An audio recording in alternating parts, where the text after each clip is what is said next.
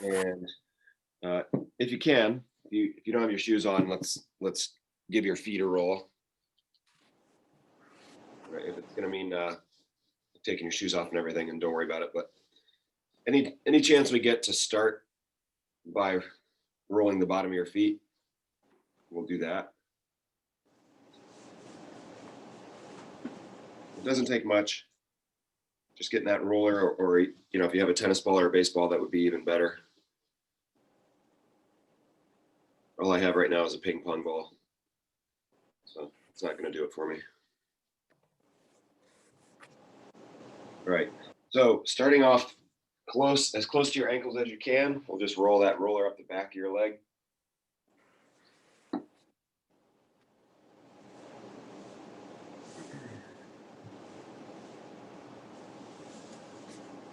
All right, Ted, do either of you guys have the bumpy roller like this, or the Rolga roller?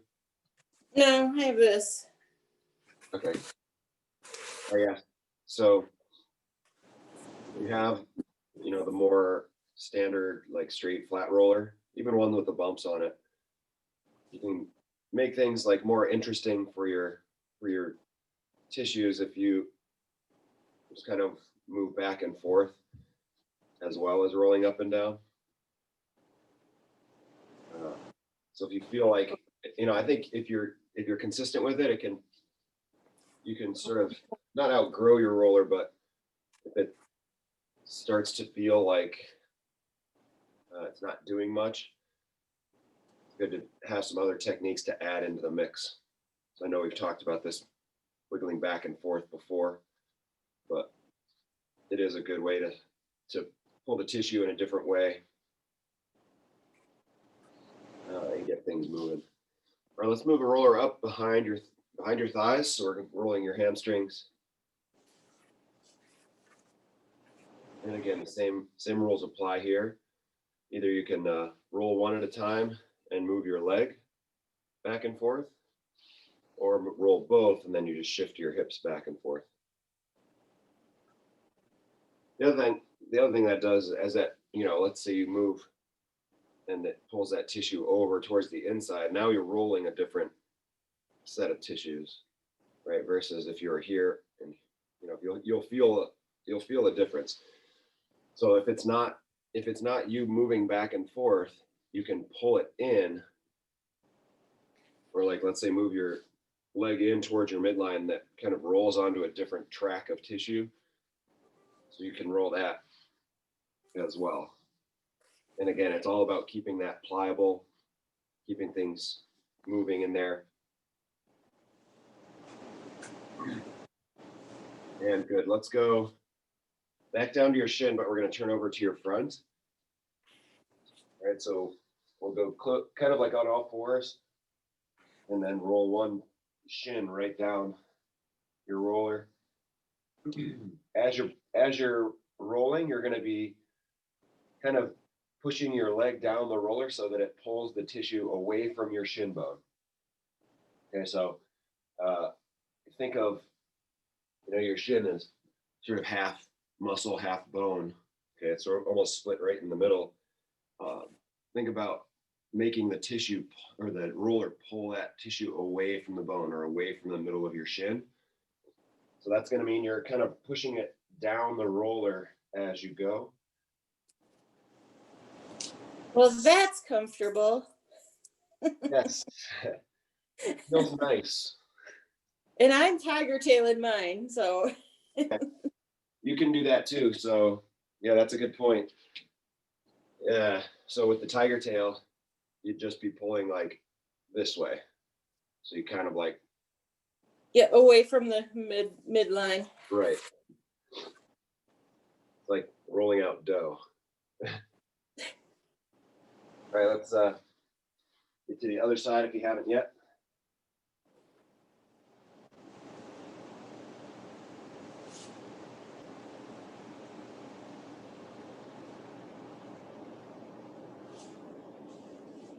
All right, and then let's go to the front of your thighs. So we're moving that roller up.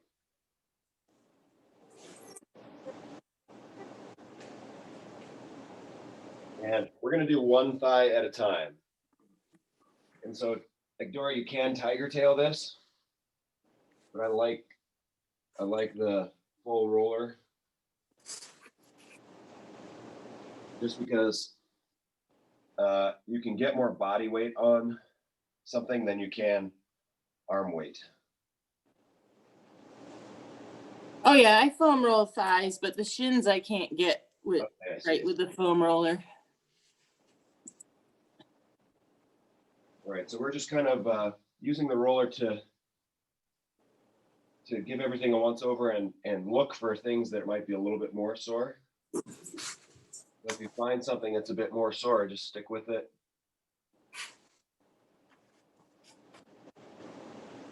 And try to get the tissue to release. And so there's two ways to tell. Number one, it's more painful. Like those trigger points are more painful. And number two, if you feel muscles like, you know, if you're rolling along nice and slow, and then all of a sudden you feel one lump of tissue like snap over to the other side of the roller, that's where you can kind of go back and take nice deep breaths and try to get that to move less like a ball. So after you get the front of your thigh, this is why I like doing one thigh at a time. After you get the front of your thigh, you'll tip over onto your side, move the roller next to you, and roll the inside of your thigh. So we're kind of taking care of this whole leg at one time.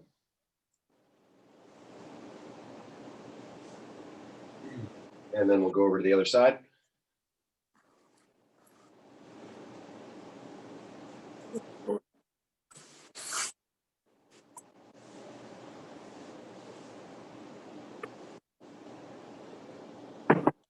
So we're trying to get all different angles, all different kind of tracks. So think we're not just going to roll up and down on the same path. We want to wear an even path all over your legs. So we're going to go up and down in all different spots.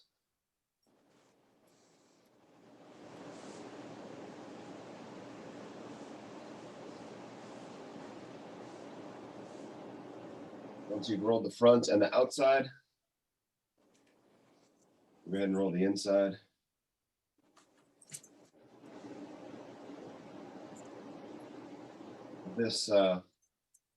This roll, the one where you're rolling your groin, is you kind of big bang for your buck. You get to lay on your side, right? So it is more relaxing. You get to a lot of tissues that you can't get at if you're on your front or back, right? And it's a useful roll. So this one gets skipped a lot, but if you're consistent with it, it's pretty nice. All right. Once you're done there, we'll go ahead and sit on top. And before we get to your hips or your cheeks, we're going to do kind of where your hamstring plugs into your butt bone, right? So you're going to straighten one leg, keep the other one bent, and then you're going to roll that roller just underneath your butt bone, right? So on the knee side of your butt bone, right? And on your straight leg, you're going to kind of put more weight on your straight leg, and you'll feel that tendon or that attachment up underneath, right? So I'll do this side. So up underneath, kind of under your butt cheek, but on your leg, you'll feel that tendon there. So just give that a quick roll. It doesn't take much. Rolling or range of motion. You're really just putting pressure on it.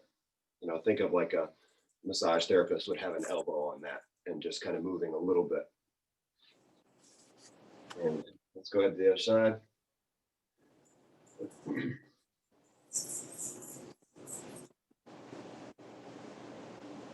That all makes sense? Are you guys finding that spot?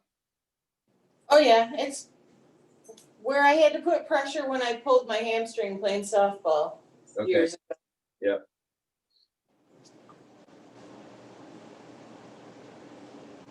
Softball is the adult muscle pull sport.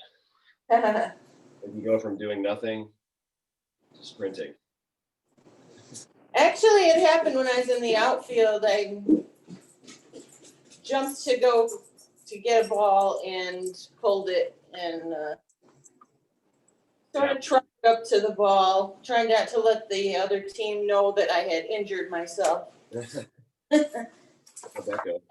Had to play the stupid girl that doesn't know you're supposed to run up to catch a ball thing to the coach.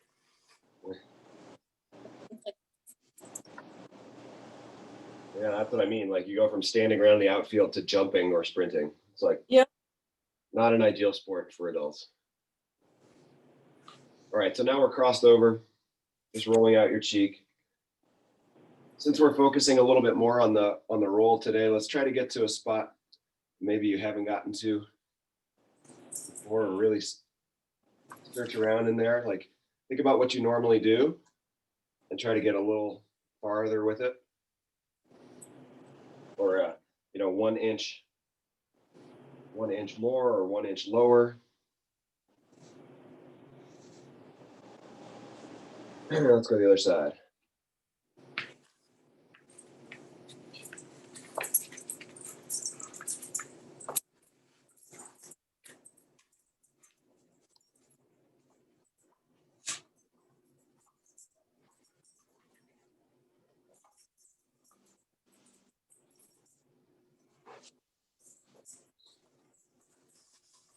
And good. All right, so we're gonna go on your side, put the roller in between your hip bone and the top of your hip that you would rest your hands on if you were like hands on hips. And we just roll that space in there.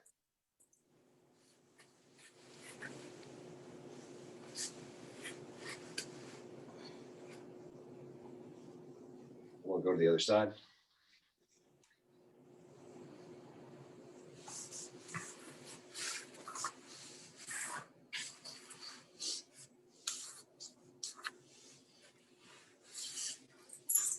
And good. All right, let's go ahead and put the roller mid back. We'll give a couple swipes up and down. We won't spend much time here just because this is what most people do most of the time, is this one, because it feels pretty good and it's easy to do. So we'll get the bare minimum there, right? And then we're gonna put one arm up. Okay, you can put it up over your head. Keep your hips on the floor and roll to one side. I'm just gonna there's a couple ways you can do it. Leave your hips on the floor and just use pressure, right? So we're not necessarily moving at all. But then you'll, hold it in one spot for 5 seconds, move a little bit, hold it in that spot for 5 seconds. So we're using the pressure. Or you can just kind of like roll the little bit that it'll allow you to with your hips on the floor. You can also roll forward and back, like open up towards the ceiling, close it down towards the floor. But I don't really know anybody who can pick their hips up and roll along the outside of your ribs. It's pretty painful. All right, let's go to the other side. So we're getting your lat muscle, the one that you can feel if you sort of pinch under your shoulder blade, right? So all of this, it's a big flat muscle that fans out along your back. We're just kind of getting a side of your back and your side under your armpit. Our last one of these, and again, this is one that can get kind of awkward, and so it doesn't get done a lot, but we're going to do your chest, kind of where your pec meets your shoulder here. For these, the round rollers are really good because the round shape fits in there better than the squared off end of the 3-foot roller. The other thing you can do here is kind of put that pec, this part of your muscle right here, down in a groove. So if you have a round or a bumpy roller, this is a good way to use it. But otherwise, you can put that roller, it's going to be on your chest, very close to your shoulder, but not pressing on your shoulder. All right, so what I'll do is just take it, plug it right into my chest, right here. It's just a bit of pressure. Right from there, I'm just gonna move my arm up and down. As soon as you start moving, you'll feel that friction on the roller on your chest. And then shift the roller just a little bit. Remember, we don't want to be pressing on. There's a point here on your shoulder. Okay, that is actually it's your shoulder bone, but then there's one inside of that that's pretty tender. That's your shoulder blade. Like that's the front part of your shoulder blade. So you want to be still inside of that. So with all this tissue in here, you can use your fingertips to scrub, and that's useful as well. But this is the stuff that gets tight and pulls you forward. So we want to make sure that we're keeping that nice and loose.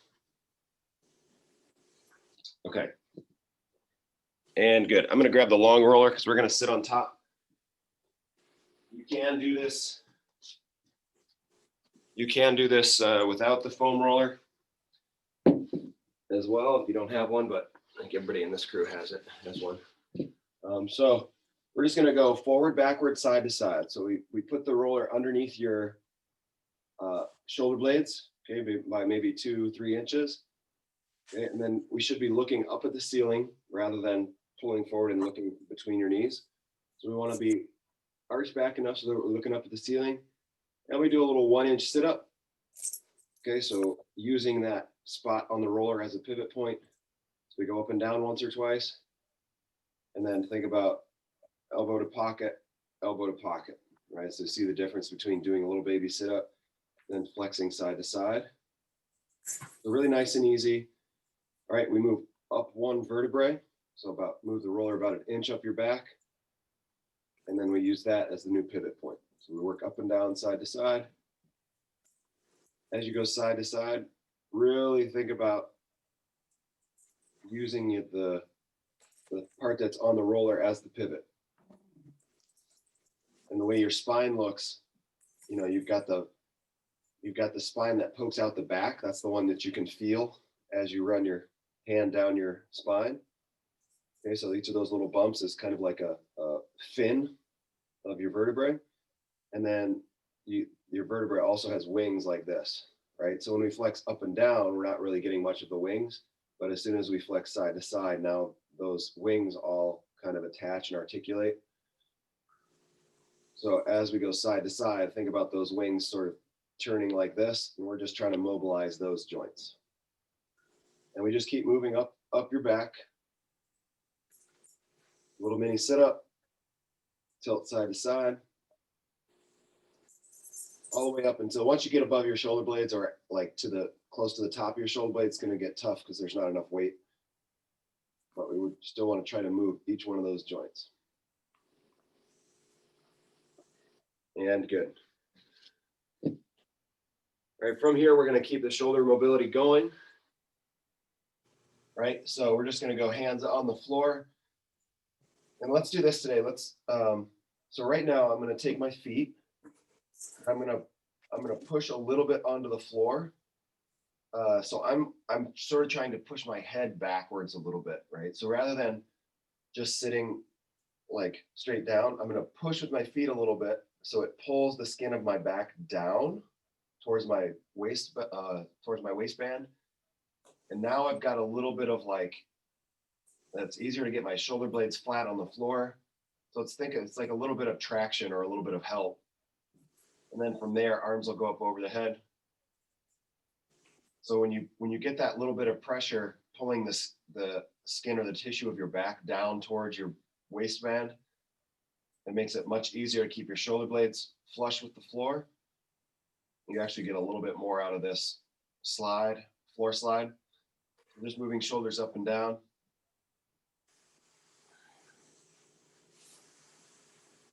And this is the same kind of concept like you see kinesio tape and all of that. This is the same sort of concept. It's as if you have a whole wad of kinesio tape like taped to your shoulder blades and then pulling your shoulder blades down towards your butt. So it just puts you in a better posture. That little bit of traction allows you to move through the movements a little bit easier. All right. From there, let's go ahead and roll over onto your side. And now we're going to rotate. Okay, so nice and easy. Open up. Always keeping your belly strong. We don't want the movement at your low back. We want the movement from the top down. If you like to go through the movement, so if you like to open and close, you can do that.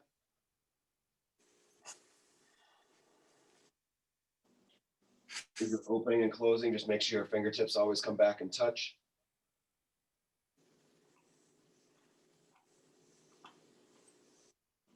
And let's switch to the other side. Remember, your knees are going to be up even with your belly button. And really bring those knees up, curl way up. Never really done this before, but I'm using the foam roller as a pillow. It is too big, right? So if you have like a more like a couch cushion or like a couch pillow sitting around, that would be better to be able to let your head relax. This is a little bit too big. And let's open up one more time. Inhale, exhale.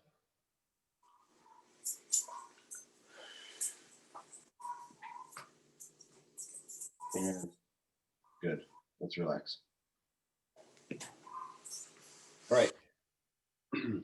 So if you got a strap, do you guys have a stretching strap or a band, like a thicker band? I have bands. Yeah, like the big round one, the super bands. No, I have a TheraBand, but I have a. Okay. So two things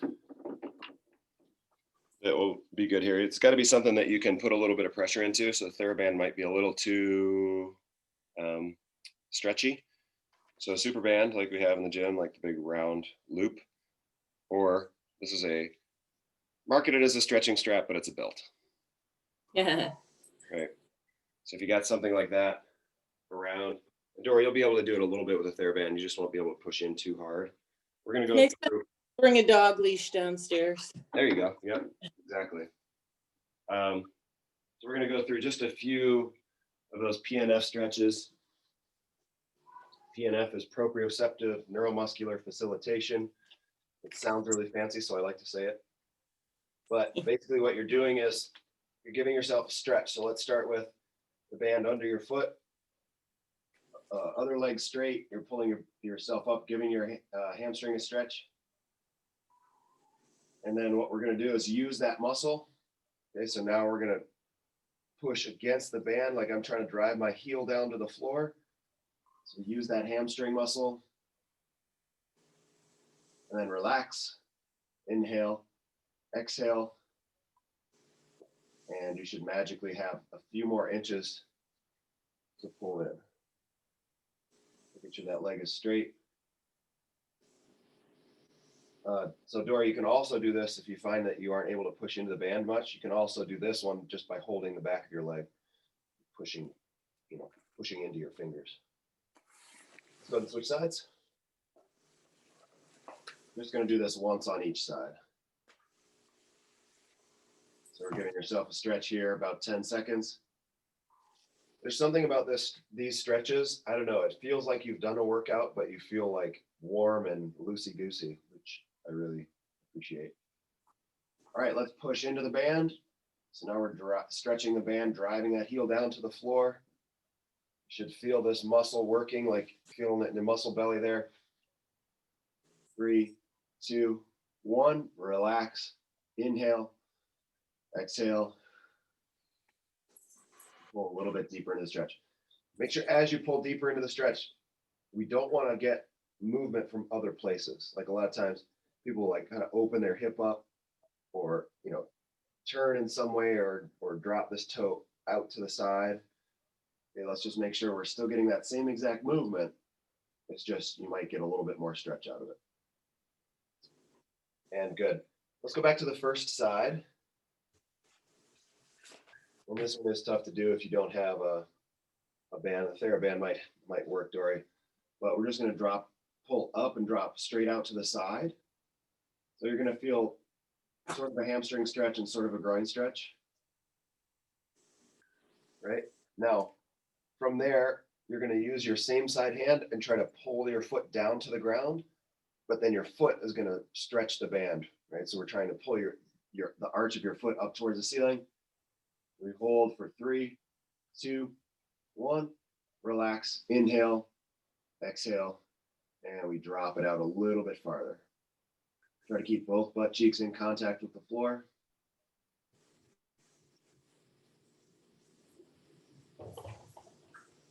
So you should be feeling this stretch on the inside of your thigh and your groin area.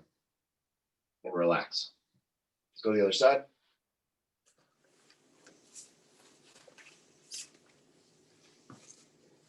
So dropping it out to the side, I like to, if we're just holding it, I like to hold with my, like if my right foot is out, I like to hold with my left hand. I feel like you just get a little bit better leverage to hold it and be able to relax. All right, now you're going to hold that band in the same side hand. And now I'm trying to stretch the band. My hand pulls it down, my foot pulls it up. You stretch that band, working. 2, 1, relax. Inhale, exhale, drop out into that stretch a little bit more. Again, keeping your sacrum, that flat bone on the top of your butt, keeping your sacrum on the ground, nice and flat.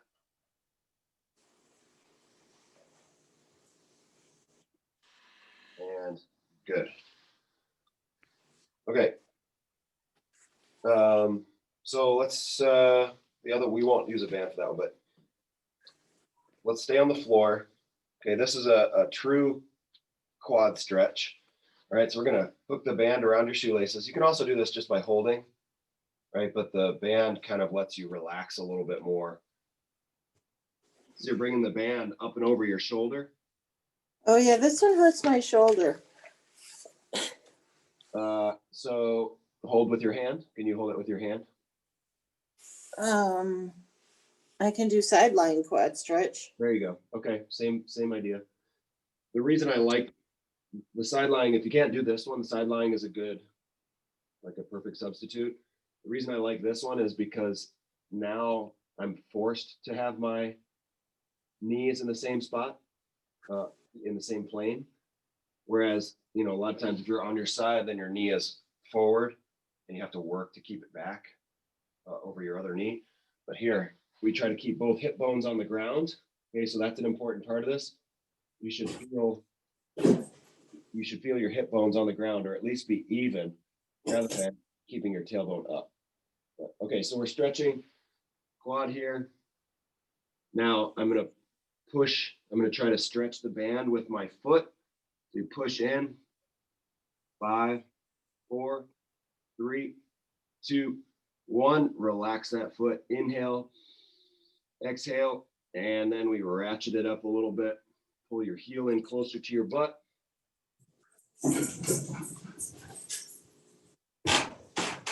Again, always keeping your tailbone tucked down here. It's really easy to let your tailbone float up. So you should get that arch in your low back.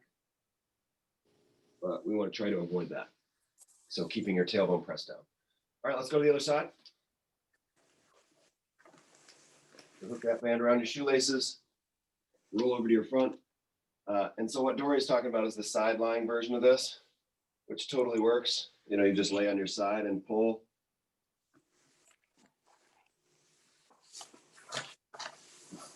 I'm gonna roll over all the way to the front. This is gonna work better for me. So you choose what works better for you.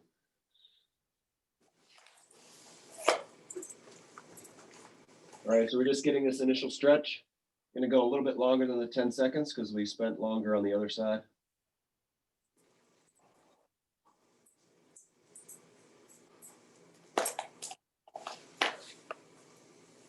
All right, good. Let's go ahead and push that band away from you. So use your quad, trying to straighten your leg. And pushing your shoelaces into the band. 2, 1, relax, inhale, exhale, And tighten that band up a little bit. So I'm holding the band with my hand, but really most of the weight is sitting on my trap and my shoulder here. So if you just pull the band up and over and then kind of lock it down on your shoulder, it's a nice, easy way to hold it.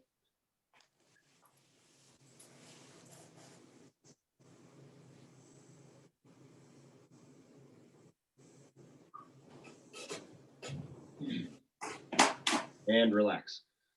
All right, we're gonna do one more version of this PNF stretching that for your lower body. We've done the front of your thigh, the back of your thigh, the inside of your thigh. So now we're gonna work kind of the outside of your hip, right? And we've done this one before, should be fairly familiar. So the stretch for this one would be this one, right? Where we're turning one hip in, one hip out. We bring that foot forward and take elbows to the ground. And so this is the stretch. So we're gonna get that stretch first.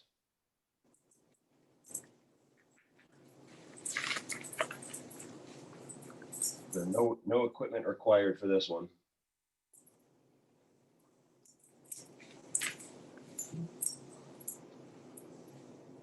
And good. From here, we're going to, you can either take weight off of your elbows, right? So now we're pushing the whole outside of your thigh into the floor. So think about pressing outside of your knee, the outside of your thigh into the floor. So you should feel work in that back hip. You can also take your hands off the floor, okay? Or just use fingertips to try to keep you supported. So you're just sort of hovering there. 2 seconds, 1 second, relax, inhale, exhale, and sink down in that stretch a little bit further. You might find that you need to bring your foot forward a bit more. Okay, so as soon as you move this foot forward, you'll feel a much bigger stretch. But again, we use that pattern, stretch, work the stretched muscle, and then stretch a little bit further. And good, let's switch sides. This is more of a neurological trick than a tissue trick. Okay, we're kind of overriding the circuits in your brain. So when you get to a certain point and things feel tight, it's not necessarily because your tissues are tight there, or your muscles are tight there. It could be, but it could also be that your brain keeps things clenched up tight because it's not sure about this range of motion, right? So it wouldn't just let your arm fall out. That's what tension, or in this case, your hip. That's what tension does, is it keeps your joints centered and in place. So if you get here and your joint is like pushing towards the back of the capsule or whatever, your body may tighten things up just to say, hey, this isn't, we're a little uncomfortable in this position. But if you're able to work a muscle from here, so let's go ahead and do that, pressing the outside of your thigh into the floor, taking weight off of your elbows or taking your arms off the ground completely. 2, 1, relax, inhale, exhale, and we sit into that stretch a little bit more. So now we've worked the muscle, turned everything on. It put tension on the muscle, right? More tension than was already here. And so your body experiences that tension and says, hey, that's okay. And then when you turn the muscle off, that tension goes away.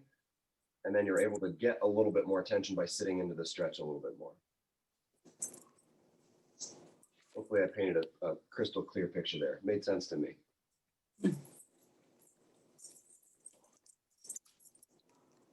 And relax. Okay. So that's all we're going to do for today. If you want to continue with the upper body PNF stretching, it would be like stretch your pec, work to pull the band forward, and then relax a little bit more. You can go on for that, but we got a majority of the work done. So thanks for joining me, guys. Thank you. Nice to see you. Thanks, Brian. You got it. And we'll see you guys tomorrow. See you tomorrow. First week of the year. Here we go. All right, guys. Have a great day.